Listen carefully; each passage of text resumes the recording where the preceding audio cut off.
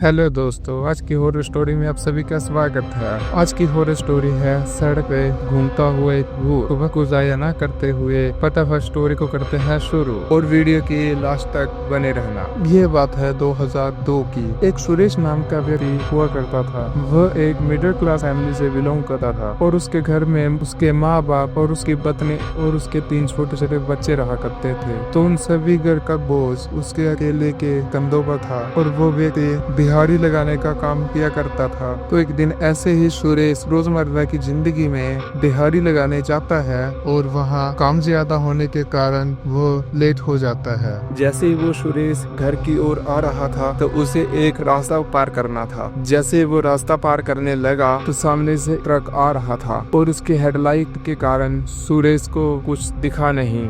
वहाँ पर बहुत ही बुरी तरह एक्सीडेंट हो गया। यह सब देखकर ट्रक वाला डर गया और वहाँ से भाग गया, परंतु सुरेश वहाँ पर तड़फता रहा और वहाँ पर तड़फ तड़प के सुरेश की मौत हो गई। पर शुरू में उस सुरेश को इंसाफ देने की बातों बहुत उठी, पर समय के साथ धीरे धीरे वो भी बंद हो गई और सभी अपने अपने कामों में व्यस्त हो गए। और इंसाफ न मिलने के कारण वह सुरेश की आत्मा वहाँ सड़क पर यहाँ वहाँ भटकने लगी और लोगों को दिखने लगी। तो वहाँ सुरेश के एक्सीडेंट को हुए अभी 1 महीना ही हुआ था कि वहाँ पर अचानक से एक और दुर्घटना हो जाती है और वो ट्रक ड्राइवर वहीं पर ही खत्म हो जाता है। उसके थोड़े समय बाद वहाँ पर सुरेश की आत्मा यहाँ वहाँ भटकने लगी और रात को चलते हुए ट्रक के आगे खड़े होने लग पड़ी, जिससे वहाँ पर एक्सीडेंट होने लग पड़े। पर जो भी एक्सीडेंट होता था तो वो व्यक्ति बच नहीं पाता था। तो ये सब देखकर वहाँ के ट्रक यूनियन ने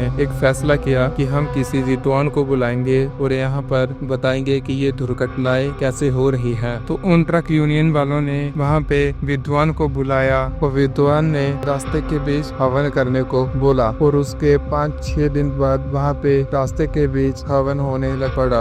वो भी आधी रात को। जैसे ही हवन हो ही रहा था तो उस हवन के बीच सुरेश की आत्मा आ खड़ी होती है और कहती है कि तुम जितना मर्जी पूजा पाठ कर लो, पर मैं यहाँ से हिलने नहीं वाला। तो उसमें विद्वान कहता है कि वो क्यों? तो उससे सुरेश की आत्मा कहती है कि जब मेरा एक्सीडेंट हुआ तो वो ट्रक वाला बीच में कहीं भी नहीं रुका और ना उसने मेरे को देखा। मैं आधी रात तक उस सुनसान रास्ते में तड़कता रहा और ऊपर से मुझे इंसाफ भी नहीं दिया गया, जिससे मैं अब यहाँ से हिलने नहीं वाला और यहाँ ऐसे ही एक्सीडेंट होते रहेंगे। तो वहाँ पर जितने भी व्यक्ति खड़े हुए थे वो सभी ड्राइवर ही थे। तो कोई कार का ड्राइवर, कोई ट्रक का ड्राइवर, तो कोई जीप वगैरह का ड्राइवर था। तो उन सभी ने उस सुरेश की आत्मा के आगे हाथ जोड़कर माफी मांगी और उसे वहां से जाने को कहा। बहुत ज्यादा देर तक मिन्नतें कर करके वो सुरेश की आत्मा वहां से जाने को मान गई और वहां से चली गई और